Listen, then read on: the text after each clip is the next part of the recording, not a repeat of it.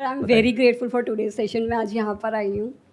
Sir मेरे साथ ये होता है कि मैं छोटी छोटी बातों पे क्राई करने लग जाती हूँ, और फैमिली में भी अगर किसी को कोई बात बताती हूँ जो बहुत ज़्यादा मुझे लगता है कि मुझे हॉन्ट कर रही है, तो समटाइम्स वो जब कोई भी कन्फ्लिक्ट्स रेज होते हैं ना, तो वो चीज़ें मुझे as a taunting loved one से जो भी है या क्लोज वन है, तो वो मुझे वो बातें बोलने लगते हैं। तो कैसे अपने आप को स्ट्रॉन्ग करना चाहिए? प्रॉब्लम को ना थोड़ा डीपली समझते हैं कि आप कह रहे हो कि इमोशनली प्रॉब्लम होती है, यानी इमोशनली अपने आप को कैसे कंट्रोल करें। So what do you mean by that? मतलब एग्जैक्टली होता क्या है? सर मुझे इमोशनली स्ट्रॉन्ग होना है एक्चुअली में। जो मुझे बात बात पे रोना आता है, अगर मैं इफ़ आई से समथिंग टू माय मदर, वो उन बातों को समझती हैं, बट वो मेरे लिए उस टाइम पे स्टैंड नहीं लेती है जहाँ पे लेना चाहिए। और सेम ही ऐसे ही होता है, अगर कोई क्लोज वन है, कोई फ्रेंड है, उनसे कोई बात शेयर करते हैं, तो वो भी कहीं ना कहीं उस चीज़ों को ना सर टॉन्ट करते हैं that you are going through this. मैं वैसे शेयर नहीं करती हूँ, बट मैं अगर अपनी मम्मा से करती हूँ या अपनी फैमिली से करती हूँ, तो वो नेगेटिविटी होने लग जाती है। उनको लगता है ये प्रॉब्लम्स में रहती है। मैं प्रोफेशनली प्रॉब्लम्स घर पे नहीं लेती हूँ, बट अगर ज़्यादा होता है तो मुझे शेयर करना पड़ता है। तो वहाँ पे अगर वो मुझे अंडरस्टैंड नहीं करते हैं, तो आई ऑलवेज क्राई छोटी छोटी बातों पे। मुझे ये अपने आप को हील करना है और स्ट्रॉन्ग होना है इसमें, क्योंकि ये मुझे फ्यूचर में भी बहुत ज़्यादा ना सर हेल्प करेगा, जो मुझे अभी लगता है बहुत एक्सेस हो गया है। देखिए, जहाँ तक मैं समझ पा रहा हूँ, जो प्रॉब्लम है वो ये है कि जब आप अपनी प्रॉब्लम किसी से डिस्कस करते हैं तो उस लेवल पे प्रॉब्लम नहीं है, क्योंकि डिस्कस करके तो आप हल्के हो जाते हैं। मतलब डिस्कस करने के बाद में you feel light, yes sir. और आप रोने के बाद भी बेटर फील करते हैं। That is Yes, also sir. Not a problem. But the problem is कि जब आप कुछ शेयर करते हैं किसी के साथ में, तो बहुत सारी बातें ऐसी शेयर कर देते हैं जो भी अपने मन की होती है, जिसको सामने वाले लोग पकड़ करके Yes, sir. सुनाते हैं कि तुम्हारी थिंकिंग बहुत नेगेटिव है, ऐसे मत सोचा बात करो, बात ऐसे पे मत मत किया रोया करो, करो। हाँ। ये मत बोला करो, हाँ। ऐसे नहीं करते, ये क्या सोचते रहते हो, क्या फालतू के थॉट्स आते रहते हैं तुम्हारे माइंड में। जबकि करना क्या चाहिए ऐसी सिचुएशन में, उनको आपको बताना चाहिए कि ये बहुत ही नॉर्मल है। यानी कि थॉट्स आना सब तरह के, यानी नेगेटिव से नेगेटिव, पॉजिटिव से पॉजिटिव।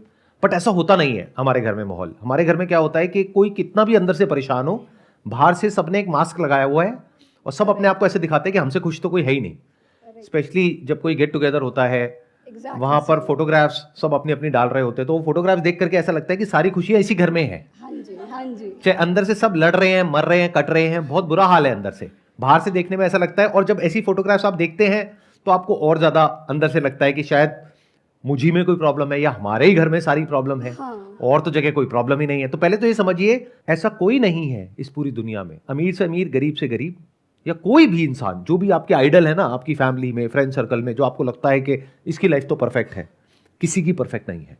अंदर सबके अपने सीक्रेट्स हैं जो कि छुपे हुए हैं। अगर वो बाहर आ जाएं तब आपको पता लगे कि इसकी लाइफ तो मुझसे भी ज्यादा बेकार है, या मेरे जितनी ही बेकार है। हाँ। ज्यादा हम नहीं कह सकते, क्योंकि कुछ चीजों में ज्यादा बेकार होगी, कुछ चीजों में अच्छी होगी। तो बट इस तरीके से कह सकते हैं कि इसकी लाइफ भी बेकार भी है, अच्छी भी है, जैसे कि मेरी लाइफ बेकार भी है, अच्छी भी है।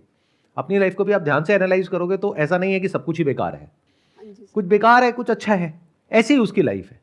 तो पहले जब ये आपको क्लैरिटी आती है कि किसी की भी लाइफ वैसी नहीं है जैसी आप अपनी लाइफ बनाना चाहते हो, इनफैक्ट जो आपके माइंड में एक आइडल लाइफ का सिनेरियो बैठा हुआ है, जहां से कि आप ये क्वेश्चन पूछ रहे हो कि कैसे मैं अपने इमोशंस को कंट्रोल करूं और कैसे मैं इमोशनली बिल्कुल स्टेबल हो जाऊं, यानी कि मेरी लाइफ में कुछ भी हो रहा है मेरे को कोई फर्क ही ना पड़े। एग्जैक्टली। तो my answer to this question is कि ऐसा होना पॉसिबल ही नहीं है। तो जब मैंने आपके इस आइडल को तोड़ दिया, यानी जो आपके माइंड में एक आइडल सिनेरियो बना हुआ है, बिल्कुल ऐसा है कि आप मेरे से क्वेश्चन पूछ रहे हो, सर कोई ऐसी दवाई बता दो या कोई ऐसा नुस्खा बता दो कि मैं कभी बीमार ही ना पड़ूं पूरी लाइफ में।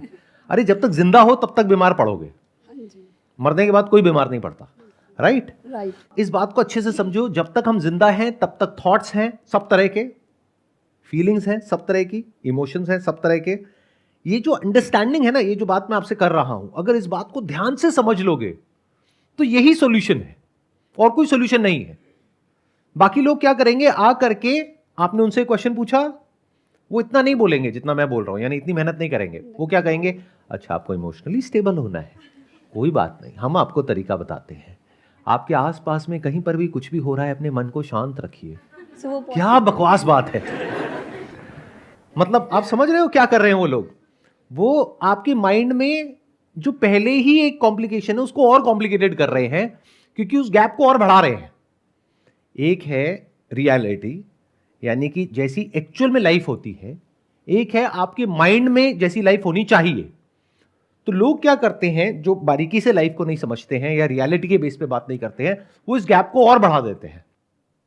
ध्यान से समझो मेरी इस बात को कि ये जो एक परफेक्ट लाइफ की इमेजिनेशन है आपके माइंड में, इसको तोड़ दो। सबसे पहले तो पहले रियलिटी को एज इट इज देख लो। वो क्या है कि ये प्रॉब्लम कभी भी सॉल्व नहीं होने वाली, नंबर 1। तो हमने क्या किया, इमेजिनेशन से हटके रियलिटी पे आ गए। तो अब क्या करें? कुछ मन में है और आप बात कर रहे हो, तो वहां पे दो तरह की बातें हैं। एक है जो कि ऐसी है जो आपको अंदर से पता है कि अगर आज मैंने ये बात बताई तो पूरी लाइफ के लिए हो सकता है मैं प्रॉब्लम में आ जाऊं, यानी कि ये बात बाहर नहीं जानी चाहिए। तो उन बातों को आप लिख सकते हो और पेपर पे लिख करके उस पेपर को फाड़ के फेंक दो। हर बात बोलने की नहीं होती है। इस गलतफहमी से बाहर आ जाओ। मतलब हमें ये लगता है कि जो भी हमारे मन में आ रहा है वो बोलना चाहिए। ऐसा नहीं है, क्योंकि आप तो बोल दोगे लेकिन प्रेशर सामने वाले पे क्रिएट हो जाएगा। इनफैक्ट अगर एक्चुअल में आप सामने वाले से प्यार करते हो तो बहुत सारी बातें नहीं बोलनी होती है, क्योंकि आप तो बोल करके अपना मन हल्का कर लोगे, बट आपकी जो मदर है उनके माइंड में एक हैवीनेस आ जाएगी कि मेरी बेटी के साथ में पता नहीं क्या हो रहा है, और फिर वो रिएक्ट करने लग जाएंगी और अब आपको उस रिएक्शन से प्रॉब्लम है। अरे तो बोलो ही मत ऐसी बातें। बट सर समटाइम्स जो प्रॉब्लम्स होती हैं जो मैं बता रही होती हूँ वो रिलेटिव से रिलेटेड हो गई हैं, जो रिश्तेदार होते हैं वो कर रहे हैं, और मम्मा को पता होता है कि हाँ वो गलत है, बट वहाँ पे चुप रहने को क्यों बोला जाता है जहाँ पर हमारी गलती ही नहीं है और हमें सुनना पड़ता है कुछ? वहां पे चुप रहने को इसलिए बोला जाता है क्योंकि अगर आप बोलते रहे और वो आपको सपोर्ट करते रहे तो पक्का है कि लड़ाई बढ़ जाएगी। तो इसलिए आपको बोला जाता है चुप रहने के लिए। उनके स्टैंड पॉइंट से समझिए कि अगर आपकी मदर आपको कह रही है कि छोड़ो इनके बारे में, ऐसे मत बोलो, उसके पीछे एक रीज़न है। क्योंकि अगर आप इस तरीके से बोलने लग गए किसी के बारे में, मान लेते हैं आप मैरिड हो और अगर आप अपने इन-लॉज के बारे में कुछ बोल रहे हो जो कि सच है, यानी कि उनके अंदर कुछ कमियां हैं, किसमें नहीं होती है, सब में है, तो अगर ये बातें आप कर रहे हो अपनी मदर से और आपकी मदर वहां से कह रही है हाँ हाँ तुम बिल्कुल ठीक कह रही हो, और वो आपको बढ़ावा दे रही हैं, तो पक्का वो घर टूटेगा। बट अगर वो कहेंगी अरे छोटी मोटी बात है, छोड़ो ना, क्या तुम इन बातों को पकड़ करके बैठी हो, हर घर में होती है, कहाँ नहीं होती, क्योंकि उन्होंने भी पूरी लाइफ देखी है, तो वो एक स्टैंड पॉइंट से सही भी कह रही है। क्योंकि the moment she entertains this kind of behaviour from your side, तो वो बढ़ने लग जाएगा, जिसकी वजह से आप ही का नुकसान होगा। तो वो जो कर रही है वो आप ही के फायदे के लिए कर रही है। बट हैविंग सेड दैट, ये जो मैं बातें कर रहा हूं ये बिना एक्चुअल में समझे कर रहा हूं कि एक्चुअल में प्रॉब्लम क्या है, किस लेवल की है। कई प्रॉब्लम्स होती हैं जो बहुत बड़े लेवल की होती है, वहाँ पर आपको लड़ना भी होता है, वहाँ पे स्टैंड लेना होता है, वहाँ पे आपको क्लियरली सामने वाले को बोलना होता है, पीछे से सपोर्ट को गैदर करना होता है, बहुत सारी चीज़ें होती हैं। बट वो तब है जब प्रॉब्लम एक्चुअल में बड़ी है। बट बहुत बार क्या होता है कि प्रॉब्लम बहुत छोटी होती है। अभी बड़ी और छोटी कौन डिसाइड करेगा कि बड़ी है छोटी है? क्योंकि आप बोल दोगे मेरे लिए तो ये प्रॉब्लम बहुत बड़ी है, और सामने वाले यहाँ पे हो सकता है कोई और बैठी हो या बैठे हो, वो सुन करके कहें कि ये क्या प्रॉब्लम है, मतलब खाने को लेकर के बोल दिया कि खाना बढ़िया नहीं है। ऐसे कोई बोलता है कि मुंह पे? देखा जाए तो ये प्रॉब्लम बहुत बड़ी है, देखा जाए तो कुछ भी नहीं है। समझ गए? तो ये बड़ी छोटी भी आपके अपने माइंड में ही है। तो पहले अपने माइंड में फिक्स करो कि बड़ी क्या है और छोटी क्या है। वो कैसे होगा? प्रायोरिटाइज करो अपने माइंड में लिख करके, और कभी भी याद रखो जब भी ये बातें, अगर आपको एक्चुअल में इसका सोल्यूशन चाहिए, एक है कि आप सिर्फ पूछ रहे हो पूछने के लिए, एक है आपको एक्चुअल में सोल्यूशन चाहिए। अपने माइंड में एटलीस्ट इतनी सी क्लैरिटी लेकर के आओ, एक पेपर पेन लेकर के लिख करके कि मेरी लाइफ में सबसे इंपॉर्टेंट 5 चीजें क्या है एक रिलेशनशिप में। तो अगर वो आपको क्लियर है, तो अगर उस पर कॉम्प्रोमाइज हो रहा है तब आपको लड़ना है। बट अगर बाकी की 100 चीजें हैं तो आपको इग्नोर करना है। इसका उल्टा होता है बहुत बार, क्योंकि ये क्लैरिटी है ही नहीं हमारे माइंड में।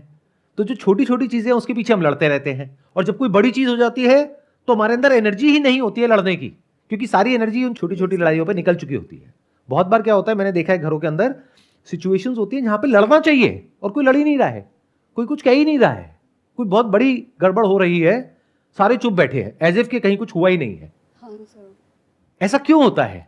क्योंकि हमें क्लैरिटी नहीं है कि क्या एक्चुअल में बड़ी प्रॉब्लम है और क्या ऐसी है जिसको इग्नोर करना चाहिए। और ये आपको खुद अपने लिए ही लिख करके क्लियर करनी होगी, क्योंकि हो सकता है मेरे लिए जो प्रायोरिटीज हो वो आपकी प्रायोरिटीज से बिल्कुल अलग हो, किसी और की बिल्कुल अलग हो। कोई वर्किंग वुमेन है, उसकी अपनी अलग प्रायोरिटीज है मैरिज के बाद में, कोई वर्किंग नहीं है तो उसकी अपनी अलग प्रायोरिटीज है। तो वो क्लियरली डिफाइन करना होता है और लिख करके करना होता है, क्योंकि माइंड में करोगे तो उलझ जाओगे और फिर आप एक लूप में चले जाओगे जिसको ओवर थिंकिंग कहते हैं। बार बार एक ही चीज सोचते रहोगे और उसमें से बहुत सारी चीजें ऐसी होंगी जिसका रियलिटी से कोई कनेक्शन ही नहीं होगा, कुछ भी इमेजिन कर रहे होगे। अच्छा उसने ऐसा बोल दिया, इसका मतलब ये तो नहीं है, कहीं वो ऐसा तो नहीं सोच रहा है, कहीं वो ऐसा तो नहीं सोच रही। आपको कैसे पता वो कैसा सोच रहे हैं? उनसे फोन करो, क्लियर करो कि भाई आप ऐसा सोच रहे हो क्या। ये getting where I am coming from, कि मतलब लाइफ को थोड़ा सा सिंप्लीफाई करो, प्रॉपर ऑर्डर में लेकर के आओ, चीजों को क्लियर करो कि अपने लिए इंपॉर्टेंट क्या है और नॉन इंपॉर्टेंट क्या है। ये बहुत जरूरी है लाइफ में करना, जो हम कभी नहीं करते हैं। आप अंदर से परेशान हो पूरी लाइफ के लिए, लेकिन आपको ये तक पता नहीं है क्यों परेशान हो। क्यों नहीं पता? बिकॉज कभी आपने ये फिगर आउट ही नहीं किया कि एक्चुअल में आपके लिए सबसे इंपॉर्टेंट क्या है लाइफ में। जैसे कोई इंसान हो सकता है, एक एग्जांपल देता हूं, आप जॉब कर रहे हो, किसी इंसान के लिए इंपॉर्टेंट है फ्रीडम। 24 घंटे मेरे सर पे कोई ना बैठा रहे या बैठी रहे कि तुम्हें ये करना है, तुम्हें वो करना है, मेरे को ऐसा पसंद नहीं है। ये हो सकता है एक पर्सनैलिटी हो। दूसरी है जो कहती है कि मुझे फ्रीडम नहीं चाहिए, मुझे सिक्योरिटी चाहिए, मुझे कुछ भी बोलते रहो, मैं एक कान से सुनती हूँ दूसरे से निकाल देती हूँ, मुझे सिक्योरिटी चाहिए कि ये जॉब अगले 20 साल तक 30 साल तक कहीं जाने वाली नहीं है। तो दोनों अलग अलग हो गए ना बिल्कुल ही। अब अगर उनको खुद ही नहीं समझ आ रहा है कि हम कैसे हैं, तो हो सकता है वो दोनों जहां होने चाहिए वहां नहीं है और परेशान है, लेकिन उन्हें समझ ही नहीं आ रहा कि हम परेशान क्यों हैं, क्योंकि वो उनकी पर्सनालिटी से मैच नहीं हो रहा। बिल्कुल ऐसा है जैसे कोई मछली है, वो हवा में कहीं उड़ने की कोशिश कर रही है, बार बार ऊपर जाती है, फिर नीचे आती है, फिर ऊपर जाती है। यही उसकी परेशानी का कारण है। अगर वो समझ जाए वो मछली है, चुपचाप पानी में रहे, कोई दिक्कत ही नहीं है।